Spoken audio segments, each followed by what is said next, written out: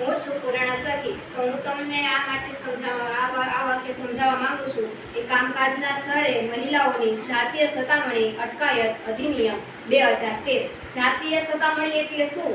શારીરિક સંપર્ક અથવા છેડછાડ અથવા જાતીય માંગણી અથવા વિનંતી અથવા અશ્લીલ સાહિત્ય દર્શાવવું અથવા જાતીય પ્રકારનું અન્ય કોઈ પણ શારીરિક, શાબ્દિક અથવા અશાબ્દિક વર્તન. કાર્યનું સ્થળ વિભાગ, સંસ્થા, હસ્તકની સ્થળ, ગૃહ, ઉદ્યોગ, મંડળી, કચેરી, શાખા અથવા એકમ, કાર્યસ્થળ અથવા ઘર વગેરે. ફરિયાદ ક્યાં નોંધાવી શકીએ? આંતરિક સમિતિ, સ્થાનિક ફરિયાદ સમિતિ. અને હવે એ સમજાવવા માંગુ છું તમને કે સ્વ બચાવ માટેની કલમ 100.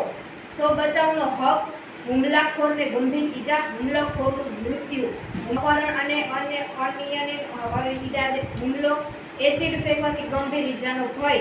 પોતાના સ્વ બચાવ માટે